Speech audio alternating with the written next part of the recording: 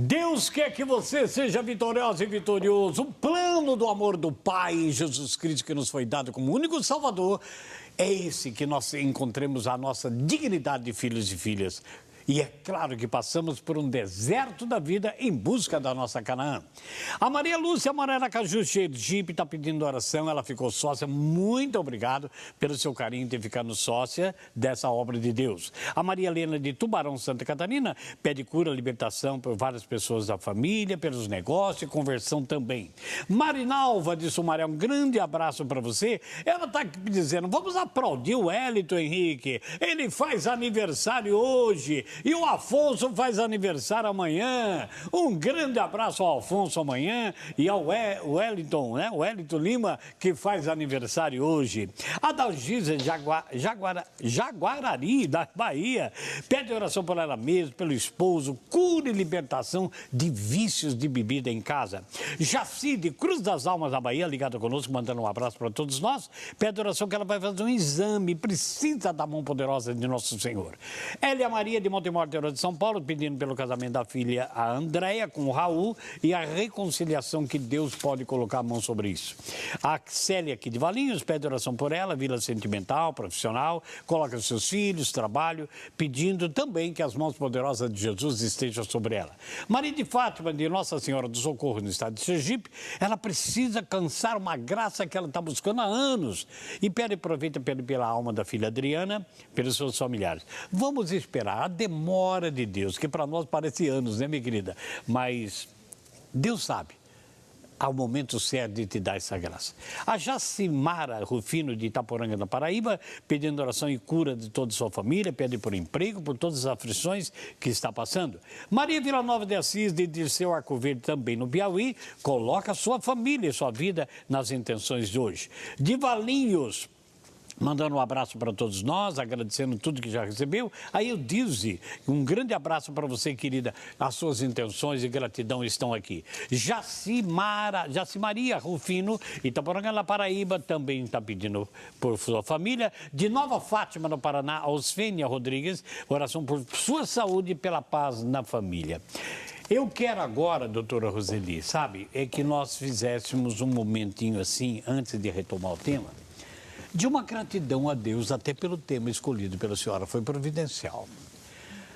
Vamos se colocar na presença de Deus um pouquinho, porque eu tenho certeza, pela minha fé, que muitas pessoas em casa estão se identificando, que poderiam ligar até testemunhar e perguntar isso, mas por aqueles que se sentem culpados, que trazem culpas da separação, trazem culpa de ser instrumento da bebida do marido, das drogas do filho, do trabalho exagerado, às vezes, de pessoas como filhos, que trazem culpas de relacionamento de filhos com as noras ou de filhas com genros. E que o Senhor agora vai profundamente no meu coração, da doutora Roseli, e no seu coração, no seu ser, lá no fundo, aonde na raiz nós precisamos sentir a nossa valorização, sentir a luz do Espírito Santo brotar, para que nós não nos condenemos, não nos acusemos e não destruamos a imagem de Deus em nós. Que se retire de nossa vida tudo que é real e imaginário, principalmente as culpas imaginárias que vieram pelo ouvir e pelo ver.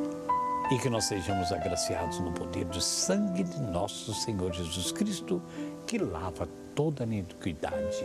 Amém. Amém. Doutora Roseli, antes de entrarmos nas culpas reais, voltemos um pouquinho às imaginárias, que parece que ela é um campo muito fértil. Sim, ela é. Tá? Nós estávamos conversando aqui no intervalo. Uma mãe que trabalha e deixa os filhos, ela pode, se um filho cair, se um filho ficou doente, alguma coisa, e ela deixou alguém, o mais velho, cuidando dos outros e não consegue dar o carinho, embora ela precise trabalhar, ela pode também criar uma culpa imaginária de não ter estado presente no momento certo, quando o filho vai para a droga, ou arruma namorado muito cedo. Sim. Acho que essa queixa, ela é muito recorrente nos dias de hoje, né? Porque a mãe, ela, por natureza, ela se sente na obrigação de cuidar de seus filhos. Mas é natural é isso. natural. Mas se ela necessita de ter um trabalho, de estar trabalhando, de poder também ser função de provedora do lar, ela precisa balizar, equilibrar essas funções da maternidade, né, e de sua profissão, de sua função profissional.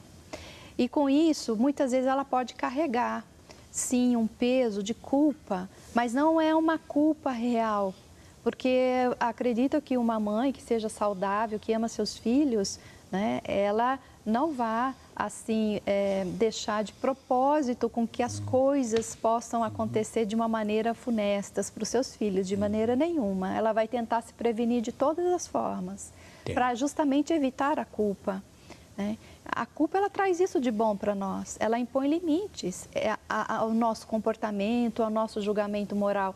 Ela nos coloca-nos diante de escolhas que são certas e erradas para nossas vidas, né?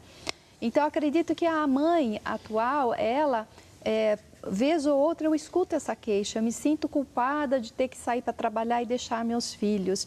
Mas veja, se você de fato precisa trabalhar, precisa trazer o seu dinheiro para pôr, para ajudar na sua casa, na renda da sua família, né? Você não tem muita escolha, você precisa então decidir e assumir as responsabilidades dessa escolha. É que muitas vezes, Henrique, nós não aprendemos a assumir as nossas responsabilidades, as nossas escolhas. Escolhemos, necessitamos, foi uma escolha, foi uma decisão, então eu preciso olhar para todas as possibilidades, né, diante dessas escolhas. E a culpa, ela intensifica-se muito mais quando nós fugimos da nossa noção de responsabilidade. Entendi. Tá? Então, veja bem, você que está nos acompanhando, a culpa imaginária. Agora, o que é culpa real? A culpa real, ela é de fato uma transgressão de uma lei, de uma norma, de uma regra, de um padrão, né, que você deliberadamente, você transgrediu, você violou, você não respeitou. Né? Foi uma decisão própria, vamos dizer. Seja de que maneira for, foi você que fez. Foi, né? E tem um efeito, então, nocivo, tem um efeito funesto, tem um efeito com algo que provocou um dano, né? E, então, essa é a culpa real. E o que é a culpa sistêmica? Nós estamos trabalhando a imaginária, a real e sistêmica. Sistêmica se refere a quê? Então, deixa eu só voltar um pouquinho na culpa real. Claro. A culpa real, ela tem também esse poder de ajudar-nos a entendermos os nossos limites e as nossas escolhas. Tá? Uma vez que nós olhamos para os nossos, digamos assim, erramos o alvo, errar o alvo quer dizer pecado, né? Hoje em dia não se fala muito pecado, tá? Parece que se esqueceram de que existe pecado, né? O pecado é errar o alvo, eu errei o alvo, eu transgredi uma lei, né? Em vez de eu assumir e ser obediente a uma lei, a uma norma, uma regra, eu preferi ser desobediente, né? É simples, você é um condutor, você tem as leis de trânsito, você está com a sua condução, com o seu automóvel, você passa no sinal vermelho, você está o quê? Infringindo a lei, transgrediu a lei e você poderá arcar com as consequências disso, tá? Ou pode ser multado, ou pode atropelar alguém, enfim. Isso é pecado, sabia? É um pecado. É um pecado, quer dizer, você transgrediu, você alterou, desviou o alvo. Então, nós pecamos contra Deus, pecamos contra o próximo, pecamos contra a sociedade. Enfim, nós pecamos, nós erramos. Então, tudo que de fato você transgride, tenha consciência que você transgrediu, é de fato culpa real. Culpa real. E a culpa sistêmica, ela é bastante complexa e é o que nós mais, assim, trabalhamos dentro dessa abordagem da terapia sistêmica familiar, né? Então, suponhamos que dentro de um sistema de origem, um avô tenha transgredido uma lei, ou seja, ele tenha matado alguém e ele não assumiu essa culpa, tá? Ficou como um segredo de família. ficou um segredo que ninguém lá muito sabe. Pode ser que venha a dar outras explicações do que a verdade. Certo. Mas esse avô matou alguém. Muito provavelmente um neto, se o avô não assumiu a culpa, um neto, um descendente, vai assumir essa culpa. Que coisa. Porque vai ser deslocado, vai haver um deslocamento até o quê? Haver uma reparação. Uma reparação. Reparação por aquele dano, por aquele fato.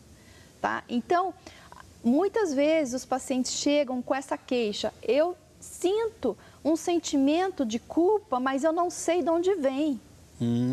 Eu não sei, eu não fiz, eu já fiz uma avaliação da minha vida, eu já fiz uma avaliação da minha consciência, já refleti, mas não existe um objeto real de culpa. E eu sinto essa culpa no meu ser, na minha alma. Então, aí nós vamos investigar sobre os fatos que ocorreram nas famílias de origem, né? E que geralmente estão ligados a fatos que traumatizam o sistema. E um descendente pode herdar através de compartilhar os sentimentos, tá? Esse sentimento que vem deslocado, ou seja, esse descendente vai herdar esse sentimento para quê? Para que possa fazer a reparação, para que possa fazer um equilíbrio, né, diante daquela vítima. Entendi. Tá? Diante daquela vítima. Como o avô não conseguiu fazer a reparação ou não quis fazer a reparação, é deslocado para um descendente fazer. E é muito importante, então, uma pessoa que tem um sentimento de culpa, que ela diz, eu me sinto culpado por tudo, mas o que você fez? Não, eu não sei o que eu fiz. Exatamente. Quer dizer, aí tem que ser trabalhado, porque pode ser algo que foi deslocado. Enquanto não houver uma reparação, não se corta esse vínculo. Não se corta, exatamente. Importante. E a outra, como é experimentada a culpa sistêmica, é quando os filhos não conseguem devolver para os pais, né, aquilo que os pais fizeram aos filhos de bom. Então, os filhos vão se sentindo sempre tão inferiores e impotentes que não conseguem dar de gratidão, dar de volta todos os benefícios que esses pais fizeram para os filhos. Isso também pode gerar um sentimento de culpa, de inadequação, né? E uma outra forma que se aborda a culpa em termos sistêmicos é quando, por exemplo, eu vou te dar um exemplo bem concreto que recentemente eu trabalhei. Uma irmã havia feito um aborto, né? E ninguém soube. Depois, mais tarde, se souberam que essa irmã havia feito esse aborto. E essa minha paciente que veio, ela veio relatando o seguinte, que ela sempre teve problemas para engravidar. E ela não conseguia engravidar. E fazendo toda a anamnese, a entrevista, ela lembrou-se de que havia um comentário, um tempo atrás, que uma das irmãs havia cometido vários abortos. Tá? E ficou sem solução aquela situação. O que acontece? Esse sentimento, essa irmã, por tentar compensar digamos, as vítimas, ela vai trazer para si, né, um sentimento de culpa e de autopunição. Entendi. Quer dizer, por amor àquela irmã, eu também me puno. Por amor daqueles sobrinhos que não puderam viver, eu também me puno com a negação de ser mãe. Aí precisa de um trabalho profundo e individual com essa pessoa. Precisa, exatamente. Para reparar isso. Para fazer esta reparação e colocar o quê? A responsabilidade para quem fez. No seu devido lugar. Exatamente, né? E ela ficar livre desse peso, desse fardo. Que maravilha. Exatamente. Doutora, temos alguns minutos, depois a gente continua no outro bloco. Quais são as consequências negativas da culpa? São várias, né?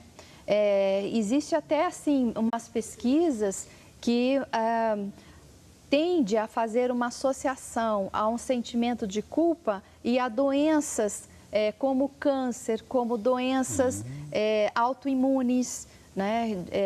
Doenças, enfim, que gera muita destruição no organismo, né?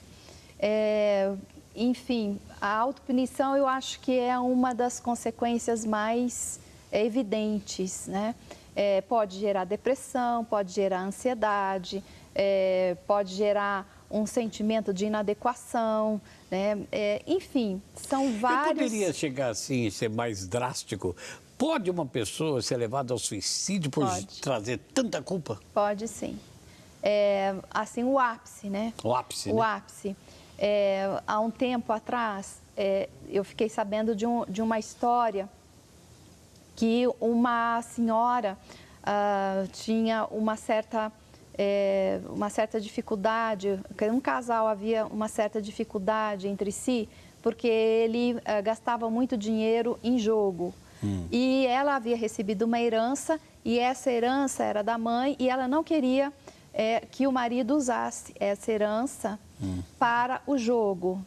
E ele a forçou emprestar esse dinheiro, entre aspas, para ele pagar uma dívida do jogo.